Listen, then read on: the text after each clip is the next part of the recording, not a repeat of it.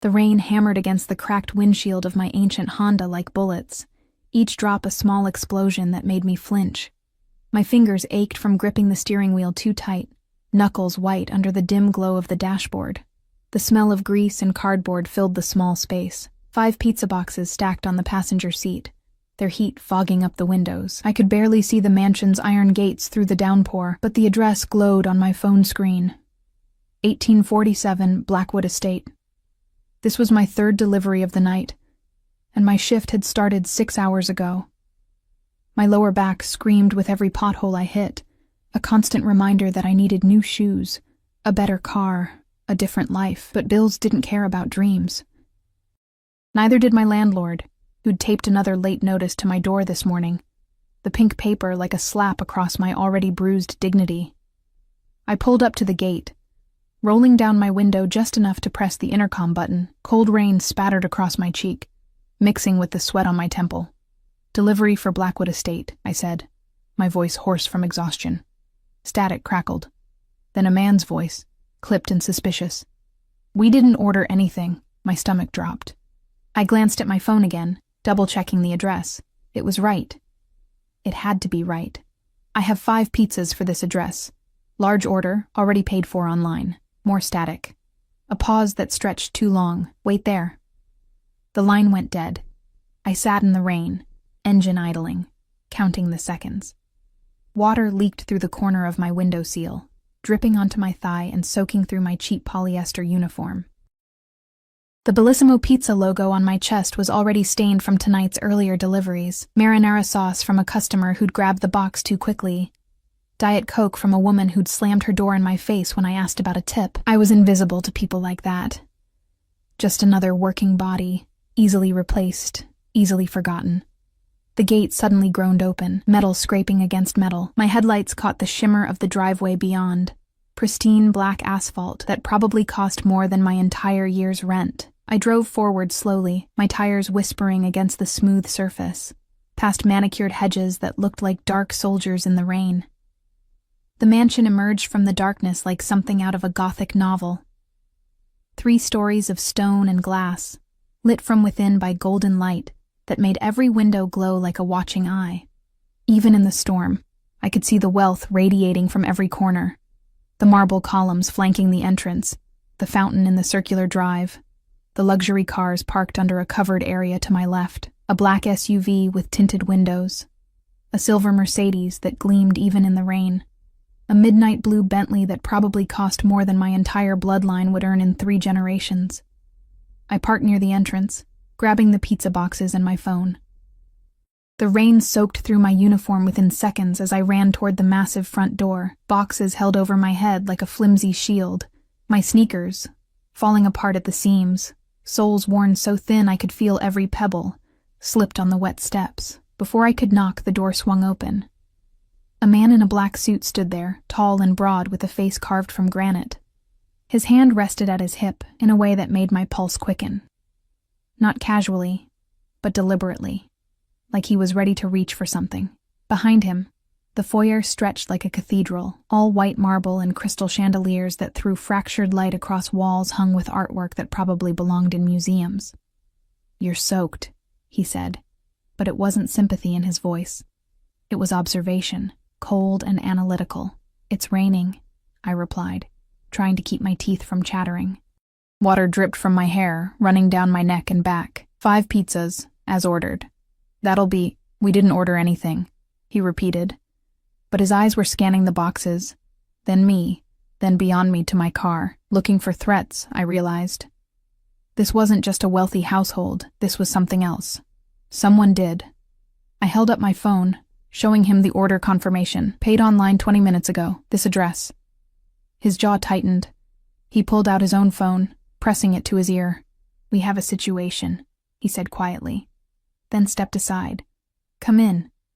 Don't touch anything." I hesitated. Every instinct told me to run back to my car, to call my manager and cancel the delivery, to get far away from whatever this was. But I needed this job, needed the paycheck at the end of the week, needed the tips that sometimes, rarely, added up to enough for groceries. I stepped inside, The warmth hit me first, then the smell. Expensive cologne, fresh flowers, and something else underneath. Cigar smoke, maybe. Or leather. My wet sneakers squeaked against the marble floor, leaving dark footprints that made me cringe. The man in the suit was speaking rapidly into his phone in a language I didn't recognize. Italian, maybe, or something close to it. Another man appeared from a hallway to the right. This one younger, but with the same dangerous stillness. His eyes fixed on the pizza boxes, then on me, assessing and dismissing me in the same breath. "Where do you want these?" I asked, my voice smaller than I intended. The foyer seemed to swallow sound, making me feel even more insignificant. "Don't move," the first man said, still on his phone. Then, to someone else in the house. "Get him down here. Now." Him. Someone important enough that a mysterious pizza delivery warranted immediate attention. I stood there, water pooling around my feet, feeling the weight of my exhaustion settle deeper into my bones. My shift was supposed to end 20 minutes ago. I still had to drive home through this storm, climb 3 flights of stairs to my apartment, and somehow find the energy to shower before collapsing into bed. Tomorrow I had the early shift at the diner. 6 hours of pouring coffee and dodging wandering hands for tips that barely covered gas money. A staircase curved up from the foyer, grand and sweeping, with an iron railing that looked hand-forged. I heard footsteps descending, deliberate and unhurried, and found myself holding my breath without knowing why. He appeared at the top of the stairs, and the entire atmosphere shifted. I'd delivered to wealthy neighborhoods before, seen men in expensive suits, encountered people who radiated money and privilege. But this was different. This was power, the kind that didn't need to announce itself, that simply existed like gravity or air. He wore all black, dress pants and a shirt with the sleeves rolled to his elbows, revealing forearms corded with muscle and marked with scars that told stories I couldn't read. Dark hair, slightly disheveled as if he'd been running his hands through it. A face that could have been handsome if it weren't so hard, all sharp angles and controlled intensity. But it was his eyes that caught me, held me frozen like a rabbit in headlights. They were dark, almost black in the chandelier light, and they looked at me with the kind of focus that made my skin prickle. Not with desire, not with kindness, but with assessment. Calculation. Like I was a puzzle piece that didn't fit the picture he'd assembled in his mind. He descended the stairs slowly, each step measured. The men in suits straightened, their postures shifting from alert to almost reverent. One of them spoke rapidly in Italian, gesturing to me and the pizzas. The man in black didn't respond. He just kept walking until he stood 3 feet away from me, close enough that I could smell his cologne. Something dark and woody, cedar maybe, with notes of bergamot, close enough that I could see the faint stubble along his jaw, the thin scar that ran from his left eyebrow into his hairline. Close enough that I felt truly, deeply afraid for the first time all night. "Who sent you?" His voice was quiet, almost soft, but it carried the weight of absolute authority. American accent, but with something underneath. Italian heritage maybe, or time spent elsewhere. "My manager." The words came out shaky. "Someone placed an order online. I'm just the delivery driver. Show me." I fumbled with my phone, nearly dropping it with my cold, trembling fingers. He took it from me, his hand brushing mine for just a second, warm against my frozen skin, and studied the screen. His expression didn't change, but something flickered in his eyes. Anger, maybe. Or recognition. "Marco," he said, not looking away from my phone, "trace this order. Now." The younger man pulled out a laptop from seemingly nowhere, fingers flying across the keys. The man in black handed my phone back to me, and our fingers brushed again. This time I noticed the ring on his right hand. Thick gold with a crest I didn't recognize, worn like a statement rather than decoration. "What's your name?" he asked. "Emma." My voice was barely a whisper. "Emma Reyes. Emma Reyes." He repeated it slowly, like he was committing it to memory. "How long have you worked for Bellissimo?" 3 months. "You always work nights?" "I work whenever they schedule me. Days at the diner, nights delivering pizza, weekends at—" I stopped myself. Why was I telling him this? What did my poverty have to do with mysterious pizza orders? "You work 3 jobs. It wasn't a question. I nodded. Something shifted in his expression, too quick to name. Then Marco spoke from behind his laptop. Order was placed from a burner phone, routed through 3 different VPNs, payment from a dummy account that's already been closed. The man in black went very still. That was worse, somehow, than if he'd gotten angry. The stillness was predatory, dangerous, like a snake coiling before it struck. "Someone sending a message," he said quietly. Then his eyes fixed on me again, or setting a trap. My heart hammered against my ribs. "I don't understand. I'm just delivering pizzas." "Open them." "What?" "The boxes." "Open them." My hands shook as I set the boxes on a nearby table, an antique thing that probably cost more than my car, and lifted the first lid. Steam rose from a perfectly normal pepperoni pizza. I moved to the second box, mushroom and sausage. The third. I froze. It wasn't a pizza. Photographs. Dozens of them, scattered across the bottom of the box like obscene toppings. My brain struggled to process what I was seeing. People in intimate positions, faces caught in expressions of pleasure or pain, bodies intertwined. But it was the faces that made my stomach turn. The man in black stepped forward, his jaw tight enough to crack teeth. He lifted one photograph, studying it with an expression that could have melted steel. "Boss," Marco said, his voice careful. "That's... I know who it is." I looked at the photograph he held, a woman. Beautiful in that untouchable way wealthy people often were, with platinum blonde hair and a smile that looked expensive. She was wrapped around another man, not the one standing beside me, in what was clearly a hotel room. The man in black set the photograph down with controlled precision, then opened the remaining boxes. More photographs. And in the last box, a note, printed in block letters. "Your fiancée sends her regards. MV." The silence that followed felt like suffocation. "Get her out of here," he said finally, his voice like ice. But before anyone could move, the lights went out. Darkness swallowed the foyer whole. I heard movement, fast, professional, and felt a hand grip my arm, pulling me backward. Then glass shattered somewhere above us, and someone screamed. Gunshots exploded through the darkness, muzzle flashes painting the walls in strobes of yellow-white light. I hit the floor, pizza boxes scattering, my scream lost in the chaos.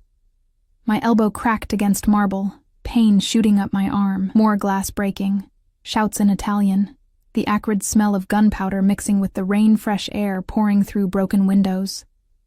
A hand found me in the darkness, large, warm, impossibly strong. It pulled me up and against a solid body, sheltering me as another round of gunfire erupted. I could feel his heartbeat against my cheek, steady despite the chaos. Could smell that cedar cologne mixed now with adrenaline sweat. "Stay down," he commanded, his mouth close to my ear. "Don't move. Don't make a sound." Then he was gone, and I was alone in the darkness, pressed against a wall, listening to the sounds of violence I'd only seen in movies, metal striking flesh, bodies hitting the floor, someone crying out in pain. The emergency lights flickered on, bathing everything in red. I saw him then. The man in black, standing in the center of the foyer with a gun in his hand, perfectly calm as bodies lay scattered around him. His men were securing the perimeter, checking windows, speaking rapidly into earpieces. He turned and found me with his eyes, and something in his expression made my breath catch. Not anger, not fear. Realization. "You," he said, walking toward me. "You saved my life." I didn't understand. I'd done nothing but stand there and scream. "The pizzas," he continued, stopping in front of me. "If you hadn't come, if you hadn't shown me those photographs." He looked toward the shattered windows, where his men were pulling unconscious bodies inside. "They would have succeeded." "Who?" My voice cracked. "The people my fiancé hired to kill me." He holstered his gun with practiced ease. "The people who thought I'd be distracted by her betrayal long enough to leave myself vulnerable." My mind reeled. Fiancé. Betrayal. Hired killers. This wasn't real. This couldn't be real. "I need to go," I whispered. "I need to." "You're not going anywhere."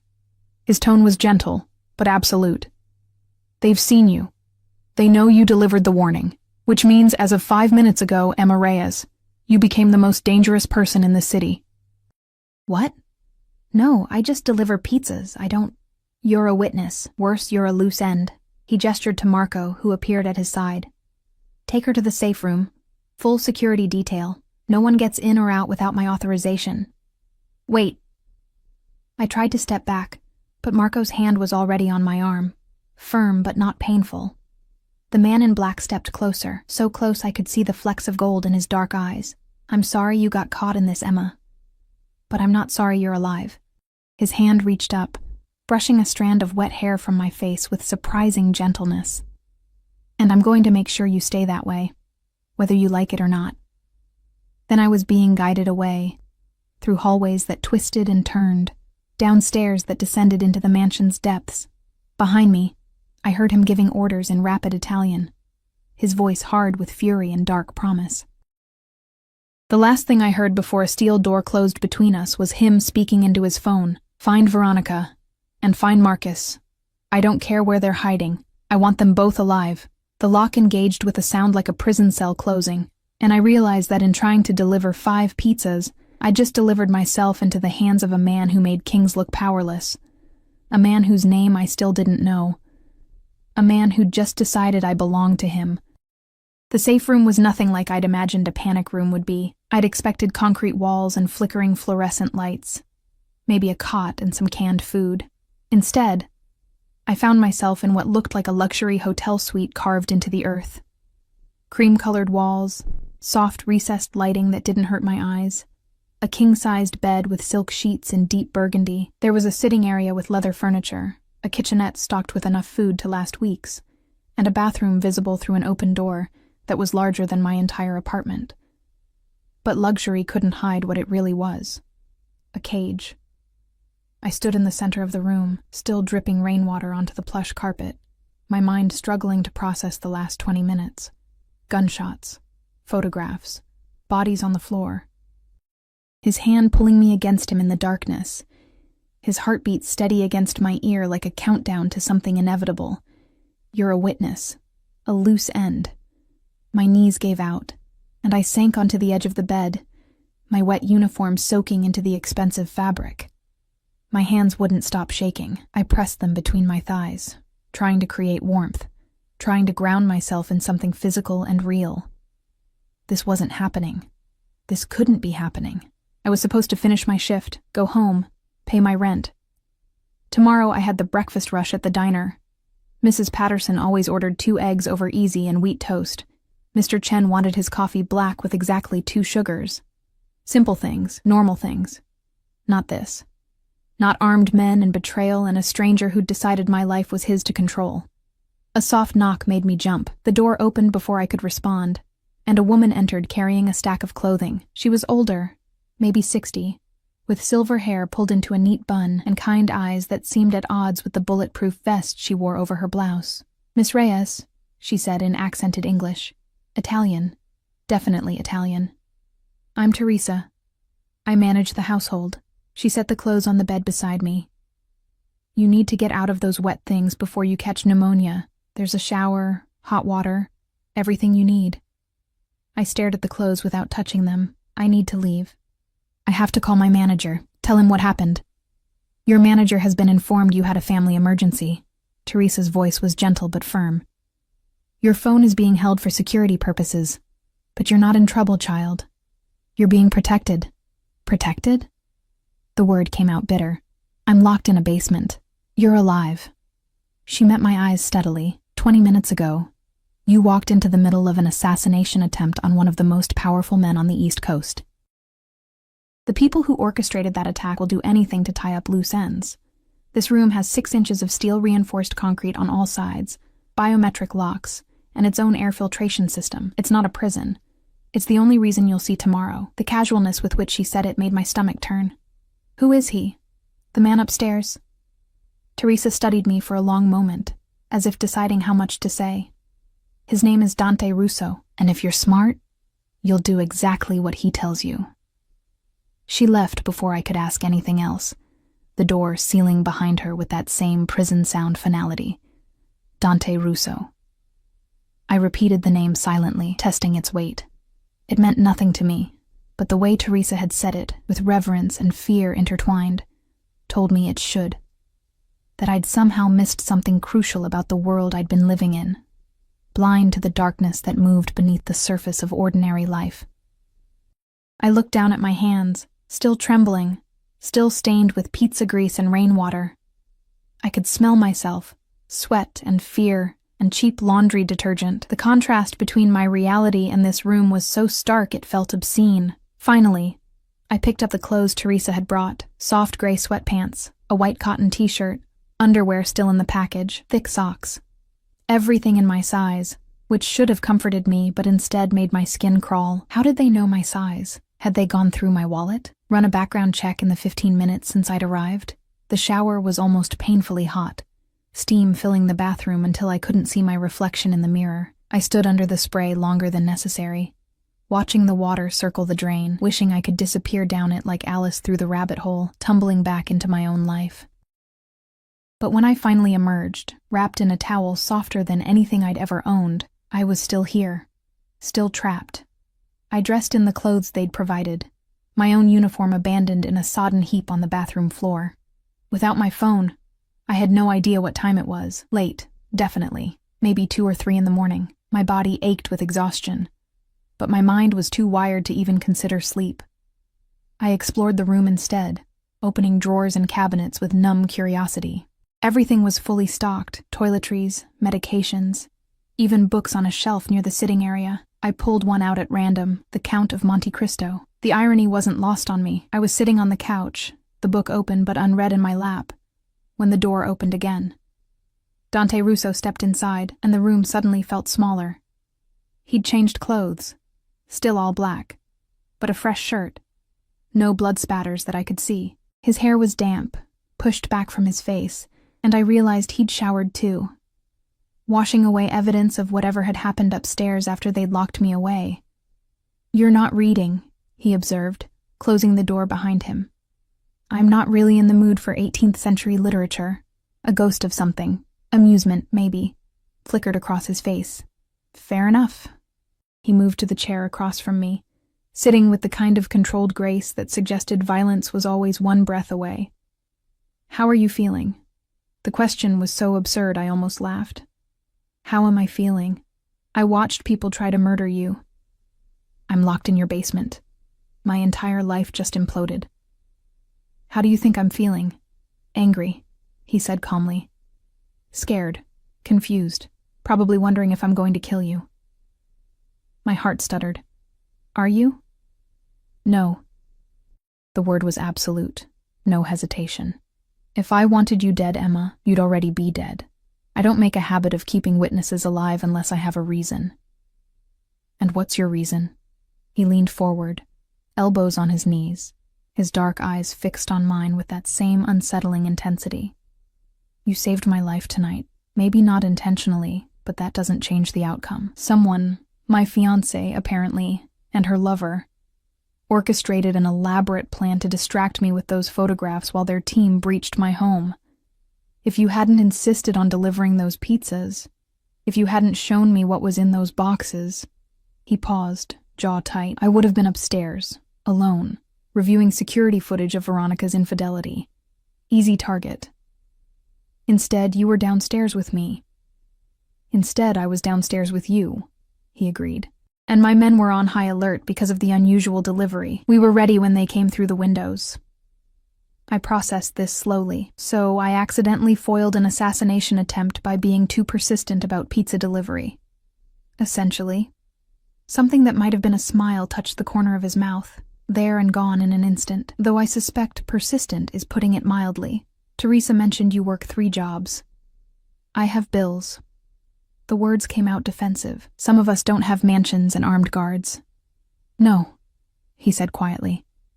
"You have something much more valuable. You have the kind of determination that keeps you standing when anyone with sense would collapse. You drove through a storm to deliver pizzas to a house that didn't want them, insisted on completing your job even when my security tried to turn you away. That kind of stubbornness." He tilted his head, studying me. "That's rare. Useful. I'm not useful to you. I'm a liability you're stuck with. You're both. He stood, moving to the kitchenette and pouring 2 glasses of water from the filtered tap. He brought one to me, and I took it because my mouth was desert dry.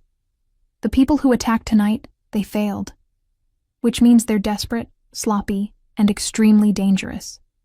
They know you saw the photographs. They know you can identify faces, connect dots. They'll assume you're valuable to me now, which makes you a target. I set the glass down with shaking hands. You said I'm a loose end. They'll come after me to tie it up. They'll try. His voice dropped into something darker, more dangerous. They won't succeed. How can you be sure? Because you're under my protection now, and I protect what's mine. The possessiveness in his tone made my pulse spike. I'm not yours. I don't even know you. You know I'm the kind of man who people try to assassinate. You know I have the resources to keep you alive when your government won't. You know that 24 hours ago you were invisible to the world, one more struggling worker drowning in bills and exhaustion. He crouched in front of me, bringing himself to eye level. And you know that everything changed the moment you walked through my door. I wanted to argue, to tell him he was wrong, that I could go back to my life and pretend this never happened. But the words died in my throat, because I could see the truth in his eyes. Everything had changed. What happens now? I whispered. Now you stay here while I deal with the people who betrayed me. My men are tracking Veronica and Marcus Vitale, her lover apparently, and someone I once called friend. His jaw clenched, the only sign of emotion he'd shown. When I find them, they'll answer for this. And when the dust settles, we'll discuss your future. My future is delivering pizzas and pouring coffee. Your future is whatever I decide it is. He stood, looking down at me with an expression I couldn't read. I'm not a good man, Emma. I've done things that would make you run screaming if you knew the details. But I keep my word, and I protect what belongs to me. As of tonight, you belong to me. Not because I want to own you, but because it's the only way to keep you alive. And if I refuse, then you'll be dead within 48 hours. He said it matter-of-factly, like he was discussing the weather. Marcus Vitale runs the second-largest operation on the East Coast. He has resources, connections, and no conscience. The moment you leave my protection, you're a loose end waiting to be cut. Tears burned behind my eyes, but I refused to let them fall, so I'm a prisoner. You're alive. He moved toward the door, then paused with his hand on the handle. There's food in the kitchen, books on the shelf, a television in the cabinet, everything you need. Teresa will check on you in a few hours. If you need anything, use the phone on the wall. It connects directly to security. I need my life back. He looked at me over his shoulder, and for just a moment, I saw something almost like regret in his eyes. I know, but that life would get you killed, and I've decided I prefer you breathing. He opened the door. Try to get some sleep, Emma. Tomorrow is going to be complicated. Then he was gone, and I was alone again with my thoughts and the oppressive weight of silk sheets and steel walls. I didn't sleep. I lay in that enormous bed, staring at the ceiling, listening to the silence that wasn't really silent. There were sounds if you listened carefully. The hum of air filtration, the distant echo of footsteps above, the almost imperceptible whir of security cameras tracking every corner of the room. I thought about my apartment, probably locked by now.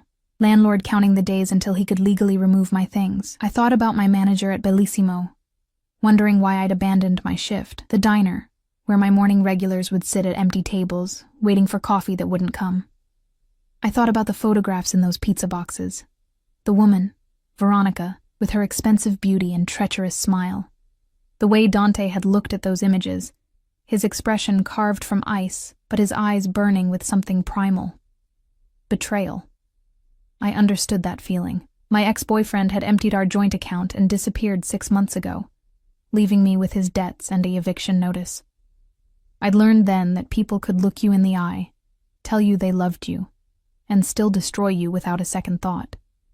But this was different.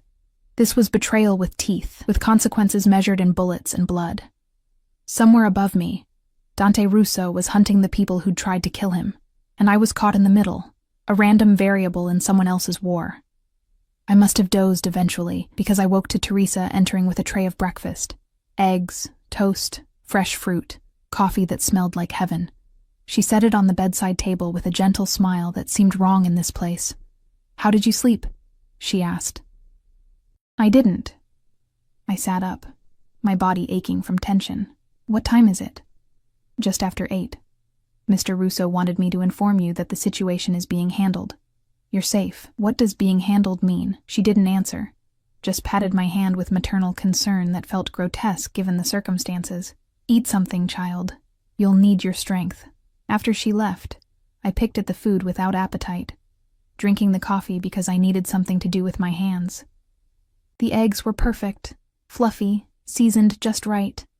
The toast was some artisanal bread that probably cost more per slice than I made per hour. Everything was perfect, polished, expensive. Everything was wrong.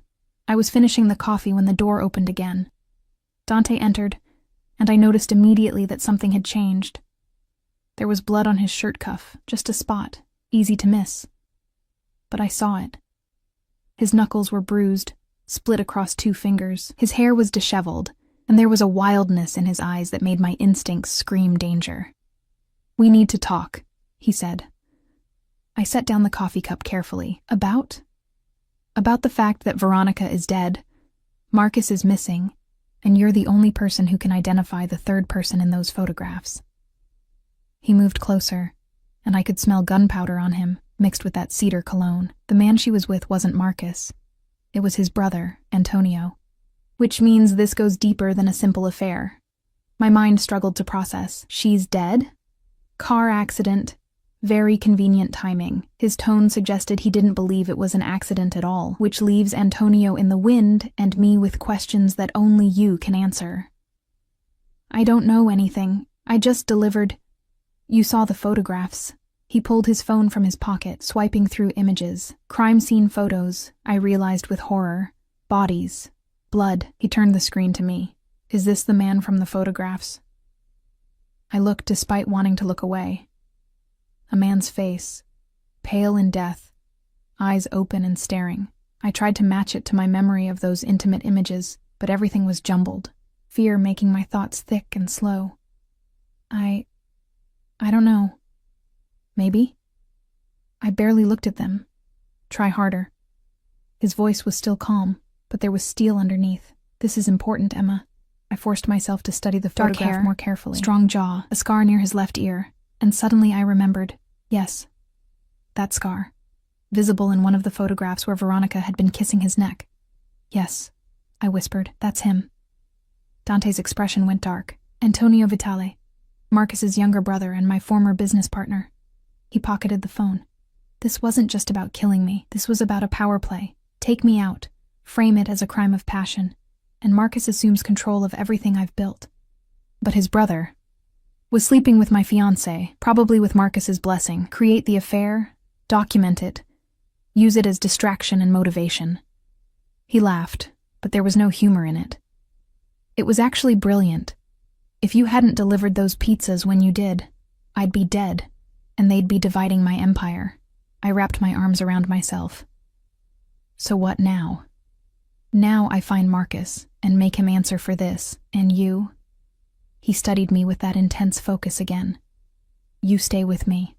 Close. Where I can see you. Protect you." "Here?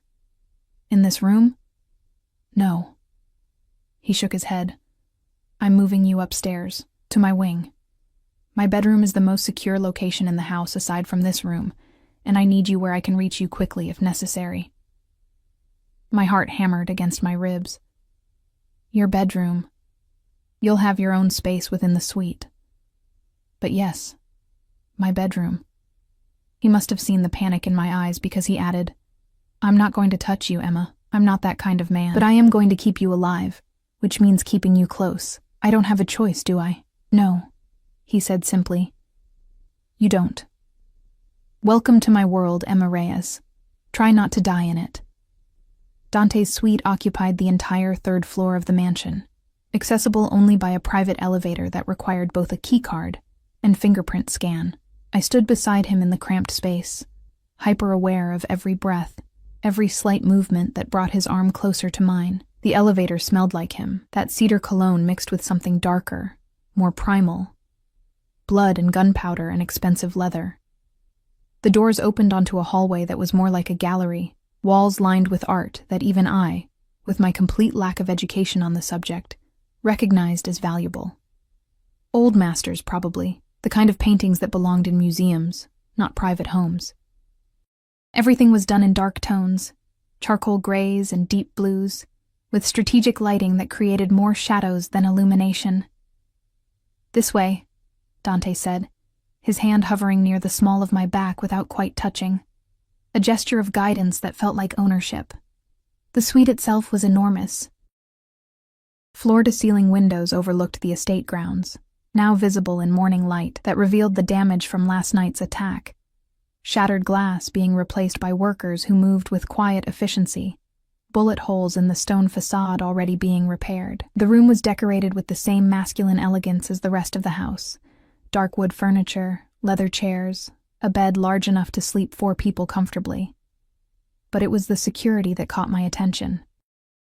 Cameras in every corner, a panel of monitors built into one wall showing different angles of the estate, a weapons cabinet partially visible through an open closet door. This wasn't just a bedroom, it was a command center disguised as luxury. "Through here," Dante continued, leading me to a door I'd assumed was a closet. It opened onto another room, smaller but still larger than my entire apartment had been. A sitting area with a couch and television, a desk with a laptop, a daybed by the window. "This is your space. Private bathroom through that door, everything you need." I stepped inside, feeling the weight of the cage even though the bars were invisible. The windows, I noticed, were reinforced, thick glass that probably wouldn't shatter even under gunfire. The door had 3 separate locks, all controllable from inside and out, protected or imprisoned. The line seemed impossibly thin. "Teresa will bring your meals here unless I request your presence," Dante said from the doorway. His shoulder leaned against the frame, arms crossed, watching me with that unnerving focus.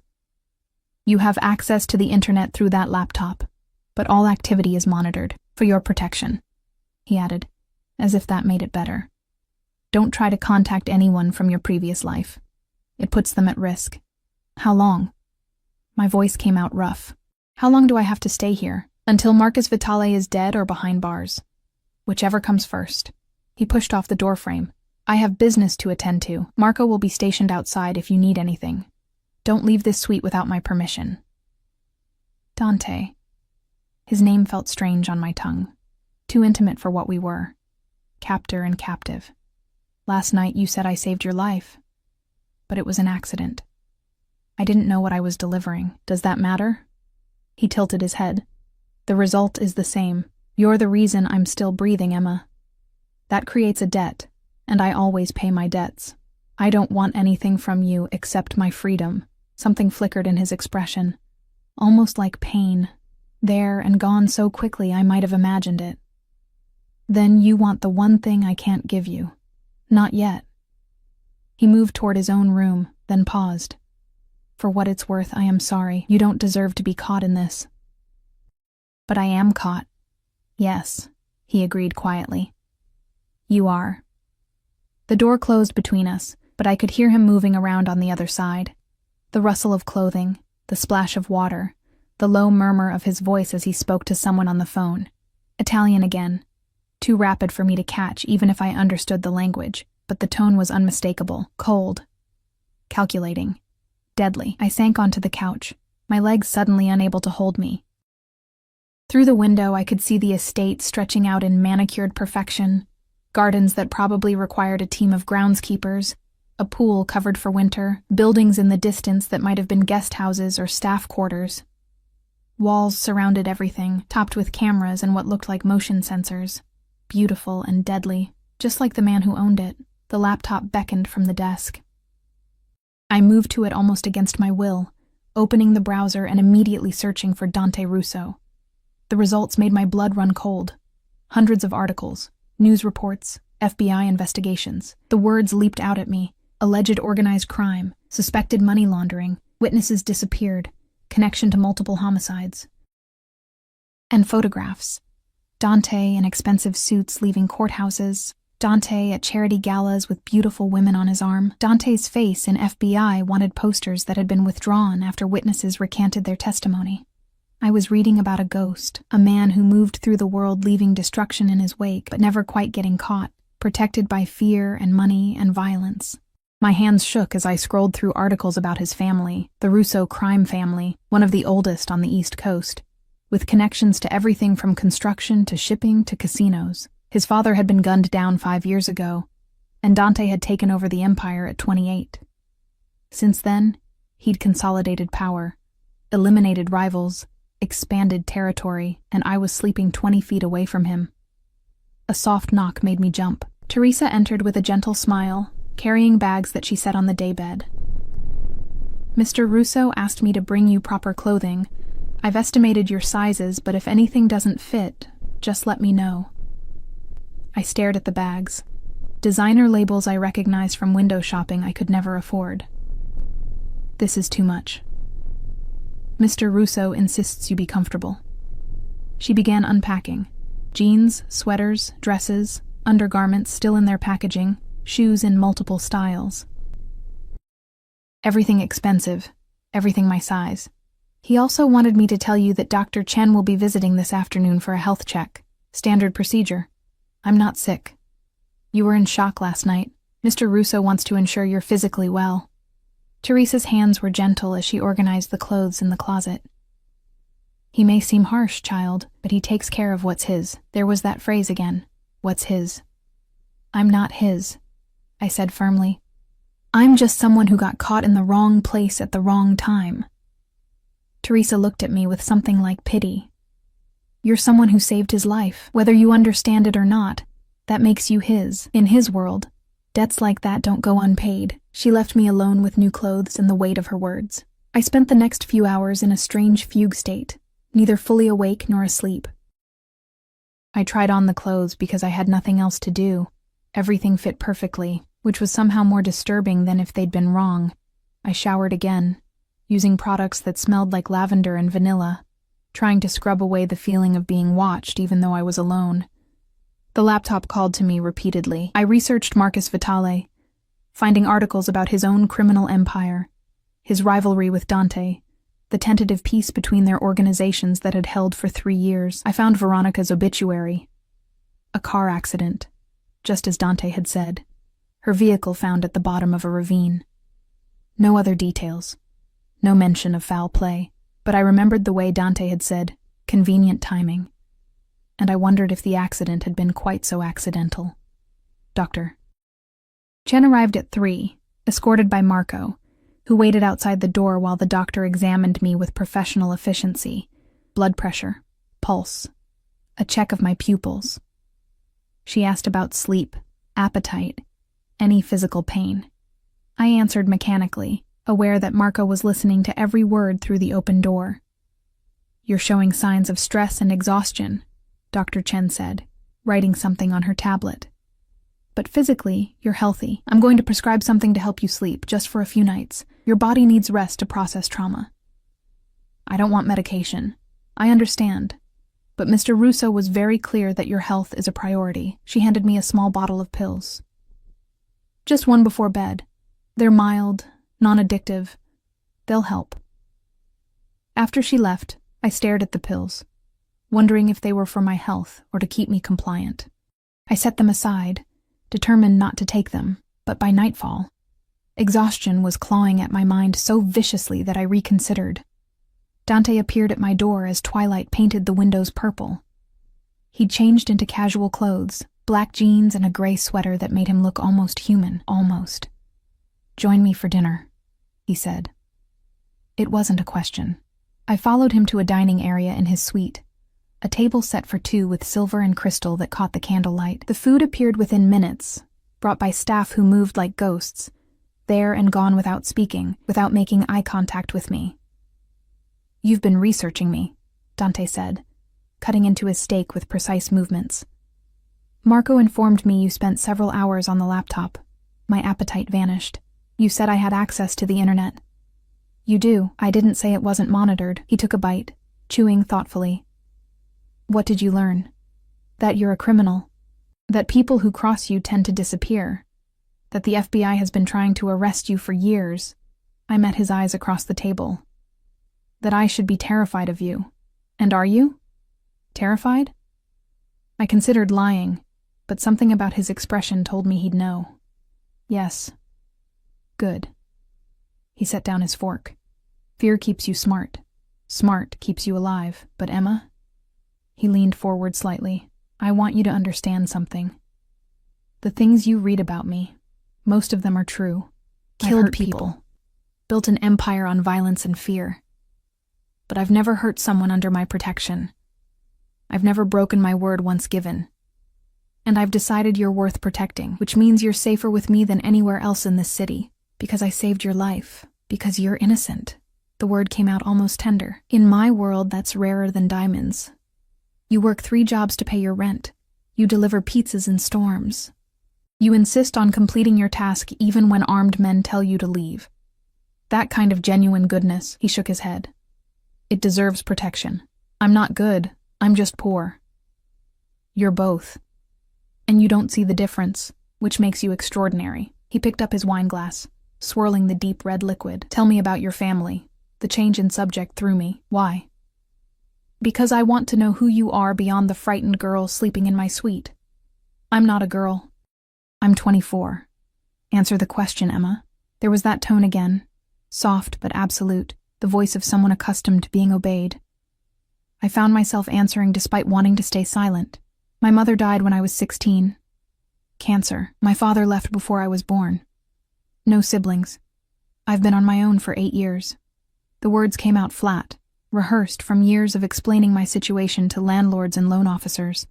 I put myself through community college working retail. Graduated with a degree in accounting that got me exactly nowhere. Now I work 3 jobs and still can't afford health insurance. That's my story. Not exactly extraordinary. Dante listened with that focused attention that made me feel like every word mattered. You survived. Built a life from nothing. That's more extraordinary than you think. It's just survival. It's not noble or special. It's both. He stood, moving around the table until he was standing beside my chair, close enough that I could feel the heat radiating from him. You don't see yourself clearly, Emma. You think you're ordinary, forgettable, just another face in the crowd, but you're not. You have fire underneath all that exhaustion, stubbornness, pride. It's why you work yourself to death rather than ask for help. Why you delivered those pizzas despite the storm and my men trying to turn you away. His hand reached out, and I froze, but he only tucked a strand of hair behind my ear. The same gesture from last night, gentle and possessive. I'm going to teach you to see yourself the way I see you, he said quietly, and then you'll understand why I can't let you go. My breath caught. Dante. Finish your dinner. Doctor's orders. You need to eat. He stepped back, releasing me from whatever spell his proximity had woven. Tomorrow, we'll discuss what comes next. But tonight, you rest. Take the pills Dr. Chen left. Sleep without nightmares if you can. He walked away before I could respond, disappearing into his bedroom and closing the door with quiet finality. I sat alone at the table, the food growing cold on my plate, my heart racing from the implications of his words. I'm going to teach you to see yourself the way I see you. What did he see when he looked at me? A debt to be repaid? A responsibility to be managed? Or something else? Something more dangerous that I didn't want to name. That night, I took one of Dr. Chen's pills. Not because Dante had told me to, but because I couldn't face another night staring at the ceiling, trapped in the endless loop of fear and confusion. I dreamed of photographs scattered like cards, of gunshots echoing through marble halls, of dark eyes watching me with an intensity that felt like being consumed. And underneath it all, a voice whispering words I couldn't quite hear, promises wrapped in threats, protection that felt like possession. When I woke, sunlight was streaming through the windows, and I could hear movement in Dante's room. The shower running, his voice speaking Italian into the phone, business conducted before most of the world was awake. I'd slept through the night for the first time in years, and somehow that terrified me more than anything else. 3 days passed in a strange suspension of reality. I woke each morning to find breakfast waiting in my sitting room, prepared by invisible hands while I slept. I spent my days reading from Dante's extensive library, watching the security monitors when Marco wasn't looking, learning the rhythms of the house. Staff moved through the halls like clockwork. Gardeners at dawn, housekeepers mid-morning, security rotations every 6 hours. Everything precise, controlled, deadly efficient. And every evening, Dante appeared at my door with the same invitation that wasn't really an invitation. Join me for dinner. We ate together in his suite, the conversation gradually shifting from stilted silence to something almost comfortable. He asked about my life before, the jobs I'd worked, the dreams I'd abandoned when my mother got sick, the small moments of joy I'd carved out of exhaustion. I found myself talking more than I intended, words spilling out like I'd been holding them in for years. Maybe I had been. In return, he told me carefully edited pieces of his own story. His father's death, the weight of an empire thrust on him too young, the constant calculation required to stay alive in a world where trust was currency and betrayal was commonplace. He never mentioned the violence explicitly, but it was there in the pauses, in the way his jaw would tighten when certain names came up, in the scars I'd noticed on his hands and forearms. He was teaching me his language without speaking it aloud. The language of power and danger, of decisions made in darkness, of lines crossed that could never be uncrossed. On the 4th morning, everything changed. I was drinking coffee in my sitting room when Dante burst through the door without knocking. His face was hard, eyes burning with something between rage and satisfaction. "We found him," he said. "Marcus. He's holed up in a warehouse in Red Hook with what's left of his organization. I'm going to end this today." My stomach dropped. "You're going to kill him. I'm going to make him answer for what he did. For Veronica, for Antonio, for trying to take what's mine." He moved closer, and I could see the violence barely contained beneath his surface. "And you're coming with me." "What? No, I'm not." "You're the only person who can identify Antonio Vitale with certainty. I need you there to confirm it's him before we proceed." His hand reached out, gripping my arm. Not painfully, but firmly enough that I understood this wasn't negotiable. "Marco and 4 others will surround you at all times. You'll be protected. But I need you there, Emma. I can't watch you kill someone. You won't have to watch." His voice softened slightly. "You'll confirm the identity and leave. That's all. But I need to know for certain before I act. Too many people have betrayed me already. I won't make a move based on assumptions." I wanted to refuse, wanted to lock myself in this room and pretend the world outside didn't exist. But looking into his eyes, I saw something I hadn't expected. He was asking, not commanding. Giving me a choice even though we both knew I didn't really have one. "Okay," I whispered. "I'll go." The relief that crossed his face was so brief I almost missed it. "Thank you." He released my arm, stepping back. "We leave in 20 minutes. Wear the dark clothes Teresa brought. Jeans, boots, the black jacket. Nothing that stands out." He left me alone to change, my hands shaking so badly I could barely button my jeans. This was real. This was happening. In less than an hour, I'd be standing in a warehouse watching Dante Russo confront the man who'd tried to kill him, the man he was going to murder. When I emerged, Marco was waiting with 4 other men, all dressed in tactical gear that made them look like a private military unit. Dante stood by the elevator in all black, a gun holster visible under his jacket. He looked at me once, his gaze traveling from my face down to my boots and back up, assessing. "Stay close to Marco. Do exactly what he says. If shooting starts, you hit the ground immediately. Understood?" I nodded, not trusting my voice.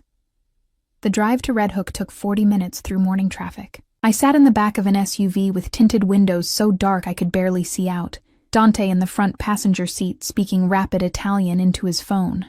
Marco sat beside me, silent and alert, his hand resting on the weapon at his hip. The warehouse district was exactly what I'd imagined from movies, abandoned buildings and rusted shipping containers. The smell of salt water and decay, heavy in the air.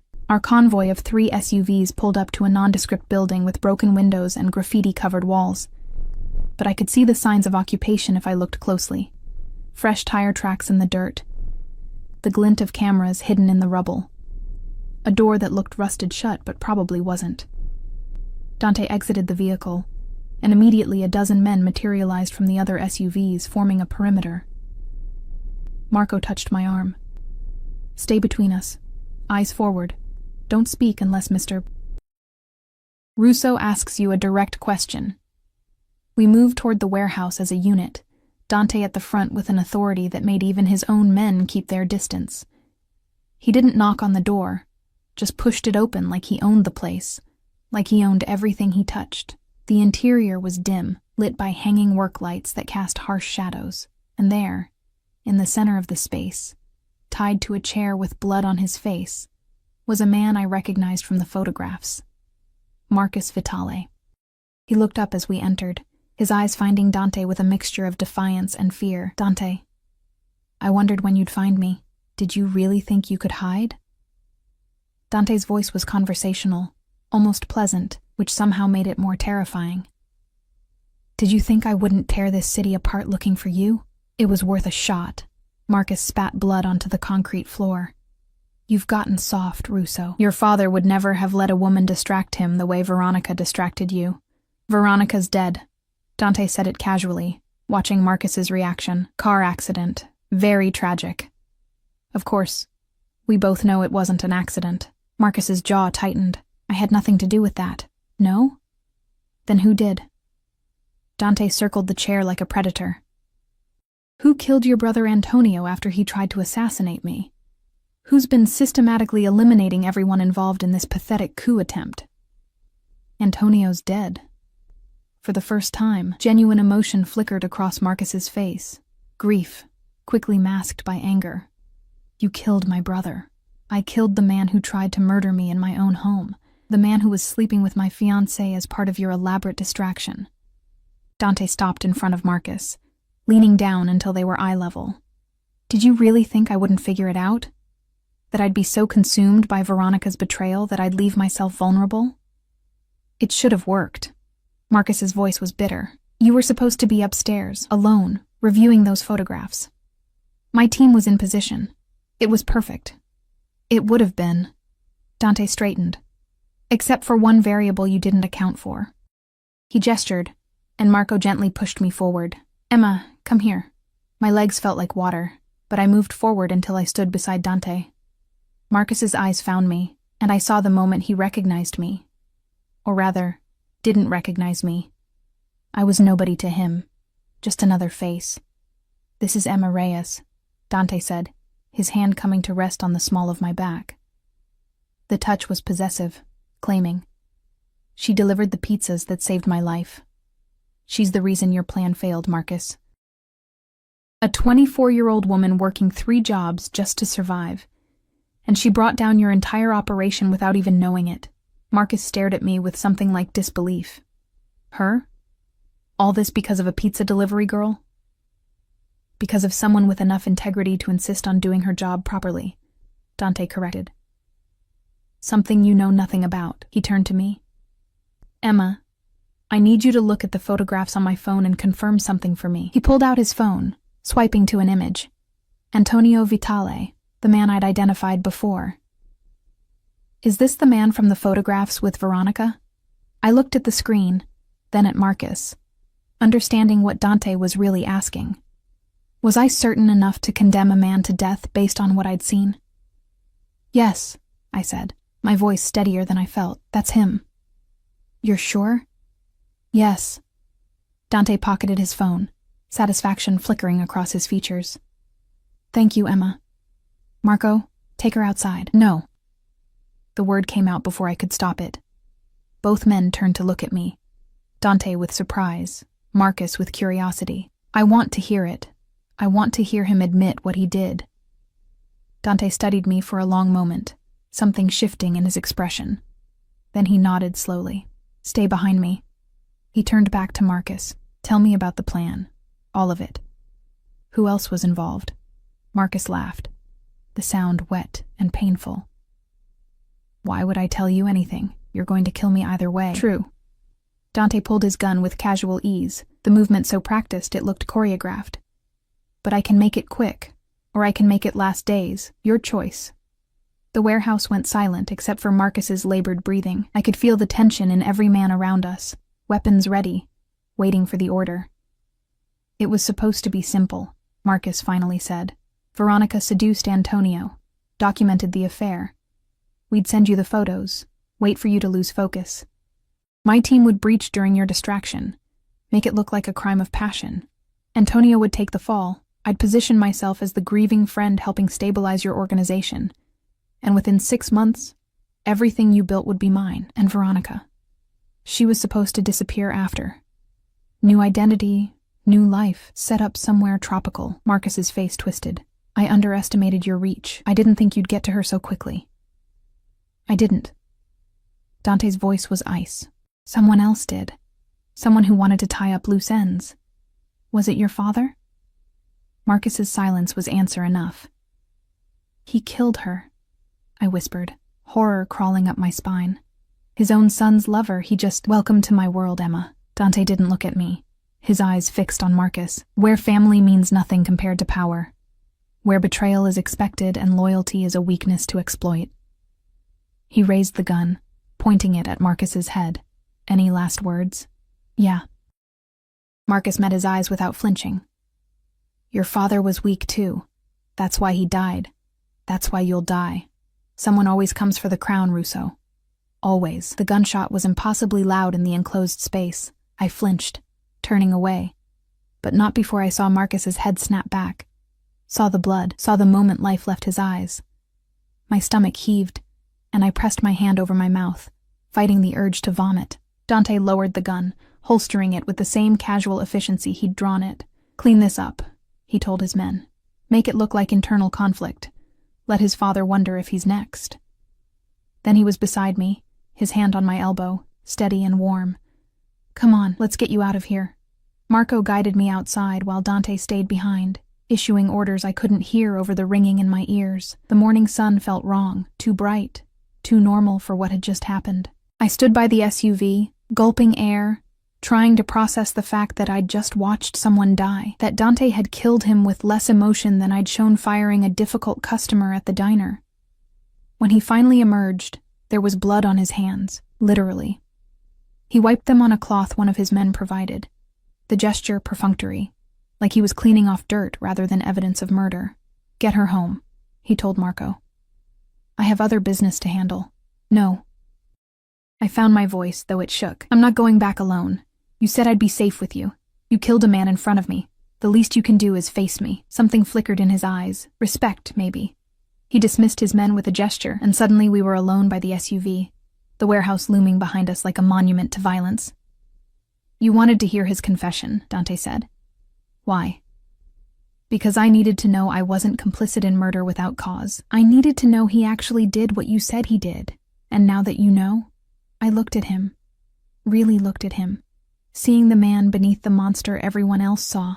Seeing the scars, the exhaustion, the weight of 1,000 impossible decisions. Now I know you're exactly who you said you were. Not a good man, but a man who keeps his word. Does that make you feel better or worse? I don't know yet. I wrapped my arms around myself. But I know I can't go back to that room and pretend this didn't happen. I can't sit in your golden cage and eat your food and wear your clothes and forget that you're a killer. Then what do you want? The question hung between us like a challenge. I want honesty, I said finally. I want to know what happens next. Not what you think I want to hear. The truth. What's my future, Dante? What happens to the girl who accidentally saved the mob boss? He stepped closer, and I forced myself not to retreat. His hand came up, cupping my face with surprising gentleness, his thumb brushing across my cheekbone. The truth? His voice was low, intimate despite the violence we'd just left behind. The truth is, I've spent 4 days watching you, learning you, and I've realized something dangerous. What? I don't want to let you go. The words were raw, honest in a way I hadn't expected. Not because you're a witness, not because I owe you a debt, because in 4 days, you've become something I didn't know I was missing. Something real in a world built on lies. My breath caught. Dante, I'm not asking you to feel the same way. I'm not asking you for anything except time. His hand dropped from my face. Stay with me. Not as a prisoner, but as something else. Let me show you that I can be more than what you saw in that warehouse. That I can protect you, provide for you, give you a life where you don't have to work yourself to death just to survive. In exchange for what? Your presence, your honesty, your willingness to see me as more than a monster. He smiled, but it was edged with something like sadness. I know what I'm asking is insane. I know you have every reason to run from me. But I'm asking anyway because apparently, Emma Reyes, you've made me forget how to be practical. I should have said no, should have demanded he let me go, find a new city, start over somewhere far from his world of blood and betrayal. But looking into his eyes, seeing the vulnerability he was offering me like a gift, I found myself hesitating. I need time to think. Take all the time you need. He opened the SUV door. But think about it in the car. We have somewhere else to be. Where? His smile turned almost boyish. Your apartment. I'm having your things moved to my house. And before you argue, he continued as I opened my mouth, your landlord already filed eviction papers. The building isn't safe, and you haven't paid rent in 2 months. So either your belongings get thrown on the street, or I rescue them. Your choice. He'd already made the decision for me, again. But somehow this time I didn't mind as much. I climbed into the SUV, and Dante settled beside me, close enough that our thighs touched. The proximity felt different now, less threatening, more intentional, like he was testing boundaries, seeing how much closeness I'd allow. As we drove back into the city, leaving the warehouse and Marcus Vitale's body behind, I realized something that should have terrified me. I was getting used to this. The violence, the control, the way Dante moved through the world like he owned it. I was adapting to his darkness, learning to see in shadows, and I wasn't sure if that made me strong or broken. My apartment building looked even more depressing in daylight than it had in the rain-soaked darkness of my memory. Cracked concrete steps, peeling paint on the door frames, windows patched with cardboard where glass should have been. I'd lived here for 18 months, and I'd never really seen it. Too exhausted, too focused on survival to notice how far I'd fallen, but seeing it through Dante's eyes, watching him take in the poverty with that unreadable expression, shame burned through me like acid. 3rd floor, I said quietly, leading him up stairs that creaked ominously under our combined weight. Marco and 2 other men followed at a distance, their presence making the narrow hallway feel claustrophobic. My door had a bright pink eviction notice taped to it, the words "Final Warning" stamped across the top in angry red letters. Dante tore it down without comment, crumpling it in his fist as I fumbled with my keys. The lock stuck. It always stuck. And I had to jiggle the key just right while pushing the door with my shoulder. The familiar frustration of it, the practiced dance I'd performed 1,000 times, suddenly felt humiliating with him watching. "Let me," Dante said, his hand covering mine on the key. His touch was warm, steady, and somehow the lock turned smoothly under his guidance. The door swung open onto my life. 1 room. That's all it was. A studio apartment with a kitchenette in the corner, a bathroom barely big enough to turn around in, and a mattress on the floor because I'd sold my bed frame 6 months ago to make rent. My few belongings were scattered around. Clothes folded on plastic bins that served as a dresser, textbooks from community college stacked in the corner, a single photo of my mother on the windowsill. It was clean, at least. I'd always kept it clean, scrubbing the floors on my hands and knees because I couldn't afford a mop, wiping down the walls to hide the water stains. But cleanliness couldn't disguise the crushing poverty of it, the way every surface screamed struggle and failure. Dante stood in the doorway, taking it all in with that focused intensity. I wanted to explain, to justify, to make excuses for why I'd let myself sink this low. But the words caught in my throat because what could I say? That I'd tried? That I'd worked myself sick trying to climb out of this hole? He could see that.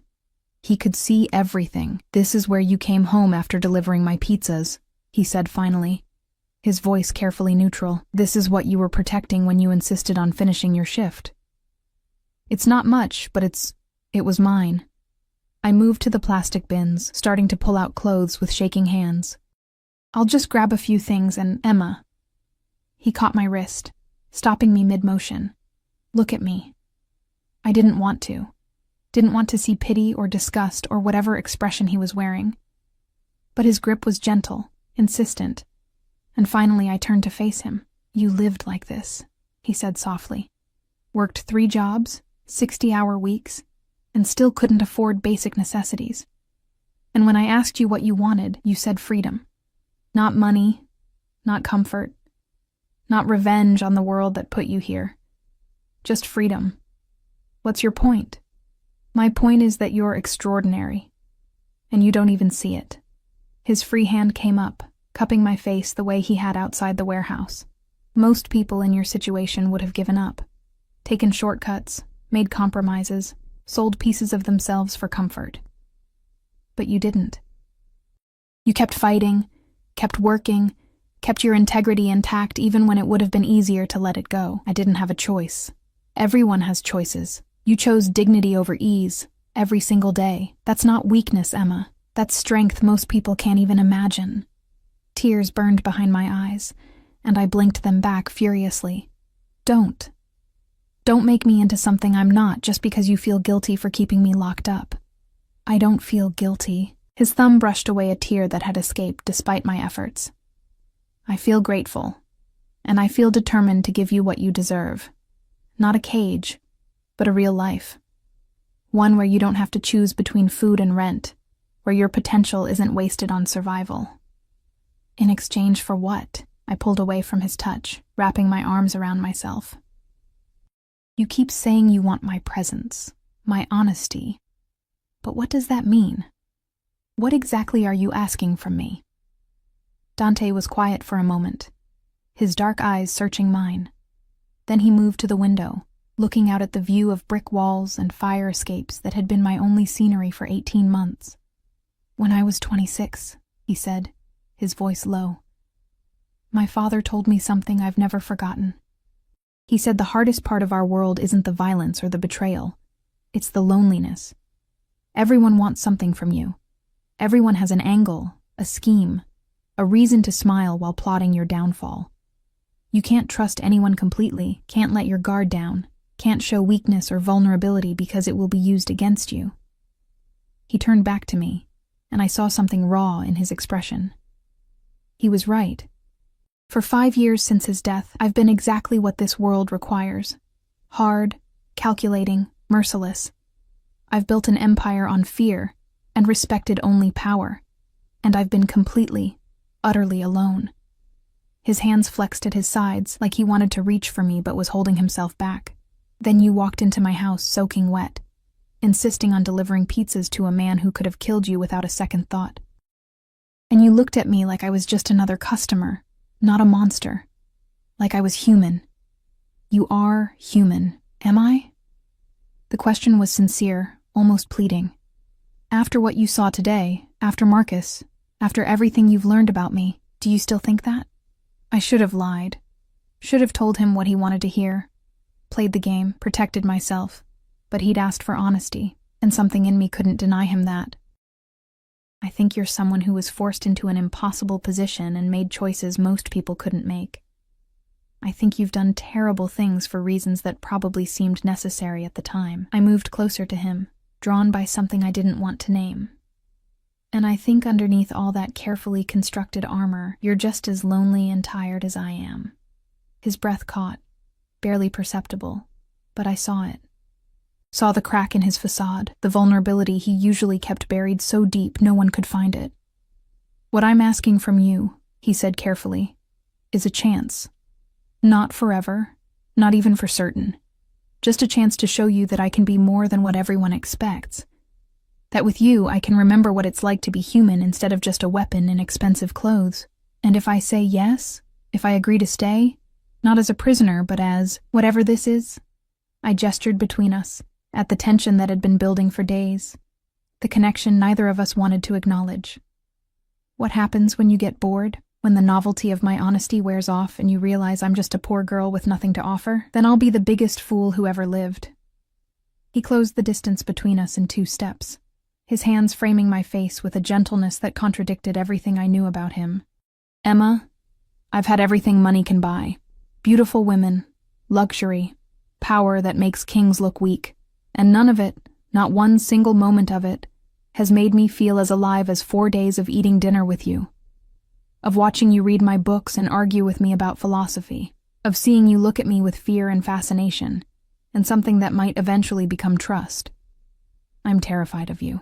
I know. His forehead rested against mine, our breath mingling in the small space between us. I'm terrified of you too, of what you make me want, what you make me feel. I've spent 5 years building walls, and you walk through them without even trying, Dante. His name was a whisper, a question, a surrender all at once. Say yes, he murmured against my skin. Stay with me. Let me give you a life worth living. Let me be more than the monster in your nightmares. I should have said no, should have demanded he let me go, find a new city, start over somewhere his darkness couldn't reach me. But looking into his eyes, seeing the desperate hope he was trying to hide, I realized something that changed everything. I didn't want to run. Against all logic, all self-preservation, all common sense, I wanted to stay. Wanted to see if the man beneath the monster was real. Wanted to know if I could be the person who reminded him he was human. Okay, I whispered. I'll stay. But on one condition. Anything. No more lies, no more half-truths or careful editing. If I'm going to be part of your world, I need to know what that world really is, all of it. Not just the pieces you think I can handle. Something like relief crossed his face, so profound it almost hurt to witness. Deal. No more lies. His hand slid from my face to my shoulders, grounding and possessive. Now let's get your things and get out of here. This place depresses me. Marco and his men packed up my life with efficient speed. Clothes, books, the photo of my mother, my few dishes and personal items all boxed and carried down to the SUVs waiting below. It took less than 20 minutes to erase 18 months of my existence from this building. Dante stood beside me as we watched them work, his hand resting on the small of my back in that gesture that had become familiar. Claiming me without words, announcing to anyone watching that I was under his protection now. What about my jobs? I asked, as we descended the stairs one final time. The diner, the pizza place, the weekend shifts at the grocery store. Handled. Teresa called your managers this morning with believable stories about family emergencies and relocations. You'll receive final paychecks, good references if you ever need them. He helped me into the SUV, sliding in beside me. Though if I have my way, you'll never need to deliver another pizza in your life. I like that job sometimes, I said, surprising myself with the truth of it. Meeting different people, driving through the city. It wasn't all bad. Then we'll find you something you like better. College courses, if you want to finish your degree. Work in one of my legitimate businesses. Or just time to figure out what you actually want instead of what survival demands. His hand found mine, fingers intertwining. You have options now, Emma. That's what I'm offering you. Choice. The drive back to the mansion was quiet, comfortable in a way that shouldn't have been possible given everything that had happened. But somehow, sitting beside Dante with the city rolling past the tinted windows, I felt something I hadn't experienced in years. Safe. It was an illusion, probably, a temporary peace before the next storm. But I let myself sink into it anyway. Let myself imagine a future where I didn't have to count pennies or skip meals or work until my body gave out. The mansion looked different when we arrived. Less like a prison. More like a possibility. Dante walked me back to his suite, but this time he didn't leave me at the door to my room. Instead, he guided me to his sitting area, pouring 2 glasses of wine from a bottle that probably cost more than my yearly rent had been. To new beginnings, he said, raising his glass. I clinked mine against his, the crystal singing softly, to honesty. We drank, and then he set his glass down with careful deliberation. There's something you need to know about what happens next. My stomach tightened. The other condition you mentioned, Marcus Vitale's death will create a power vacuum. His father will retaliate. Other organizations will try to move in on his territory. It's going to get messy, possibly violent. His eyes held mine steadily. I'll protect you through all of it, but you need to understand. My world doesn't pause for grief or second thoughts. It keeps moving, and you'll be moving with it. I understand. do you?" He leaned forward, intensity radiating from him. "Because I need you to be certain, Emma. Once you're truly part of this, there's no going back. You'll see things, know things, be connected to me in ways that make you complicit. The FBI, rival families, anyone who wants to hurt me, they'll see you as a target, as leverage. Your innocence won't protect you anymore." I stopped being innocent the moment I delivered those pizzas. I set down my own glass, meeting his intensity with my own. And I stopped being a victim the moment I decided to stay. So yes, Dante, I understand. I'm choosing this with my eyes open. The smile that crossed his face was devastating. Genuine joy mixed with possessive satisfaction. "Then welcome to the family, Emma Reyes." He stood, offering me his hand, and I took it without hesitation. He pulled me to my feet and into his arms in one smooth motion, his embrace solid and warm and overwhelming.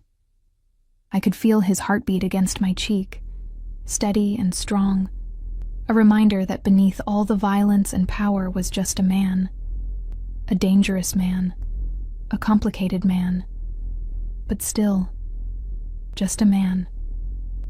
"I promise you," he murmured into my hair, "I will make you happy. However long this lasts, whatever we become to each other, I will give you a life worth living." "And I promise you," I replied, my arms tightening around him, "I'll remind you every day that you're more than what they made you, that you're capable of gentleness and trust and everything else you think you lost." We stood like that for a long time, two broken people finding something like wholeness in each other's arms. Outside, the sun was setting, painting the room in shades of gold and amber. Tomorrow would bring new challenges, new dangers, new tests of whatever this fragile thing between us was. But tonight, we had peace. We had honesty. We had each other. 3 months later, I stood in Dante's office watching him negotiate a truce with the Vitale family. Marcus's father had been persuaded that cooperation was more profitable than revenge.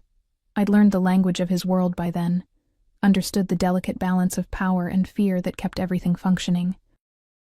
I'd also discovered I had a talent for it, for reading people, for finding the leverage points that made them cooperate.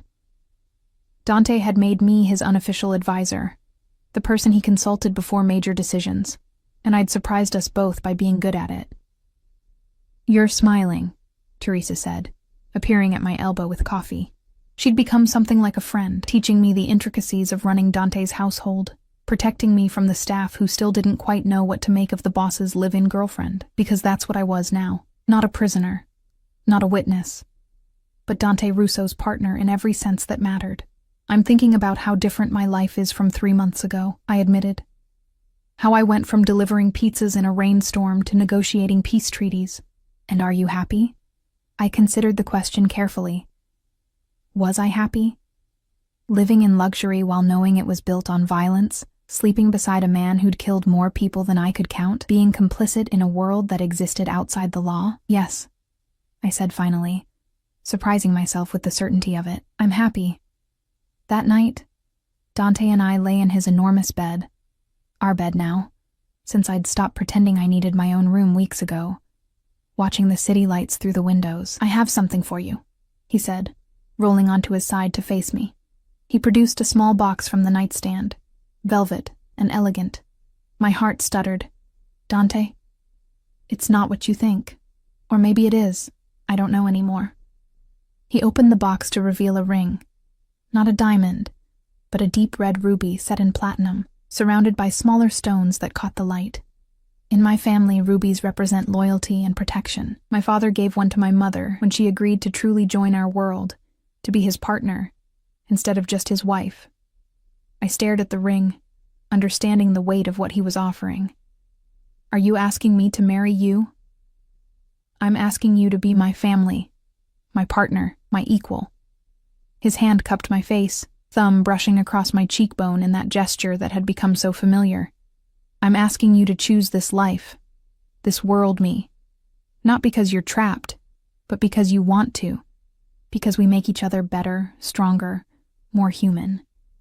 Tears blurred my vision as I looked at this impossible man who'd somehow become my entire world.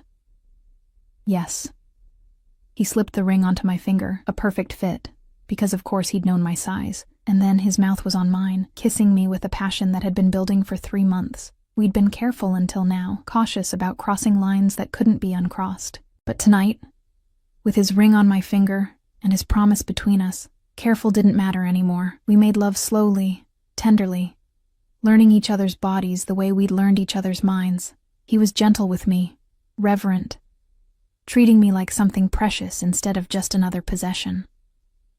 And I gave myself to him completely, holding nothing back, trusting him with parts of myself I'd protected for years. Afterward, we lay tangled together, sweat-slicked and breathless, and I realized that the girl who'd delivered pizzas in the rain was gone. In her place was someone stronger, more complex, more alive. Someone who'd learned that monsters could love, that cages could become homes, and that sometimes the most dangerous thing you could do was let yourself be saved. "I love you," Dante whispered against my hair. The words raw and honest. I didn't think I was capable of it anymore, but you proved me wrong about so many things. "I love you too," I replied, meaning it with every fiber of my being. "My beautiful, terrible, impossible man." He laughed, the sound warm and genuine, and pulled me closer. Outside, the city continued its endless rhythm, sirens and traffic and lives being lived in countless small ways. But inside this room, in this moment, there was only us. 2 broken people who'd found something whole in each other, a delivery girl and a mob boss, bound by chance and choice and something that felt dangerously close to fate. And as I drifted off to sleep in his arms, the ruby ring heavy on my finger, I knew that I'd choose this life. Choose him. Every single time. 'Cause some cages were worth entering. Some monsters were worth loving, and some accidents changed everything.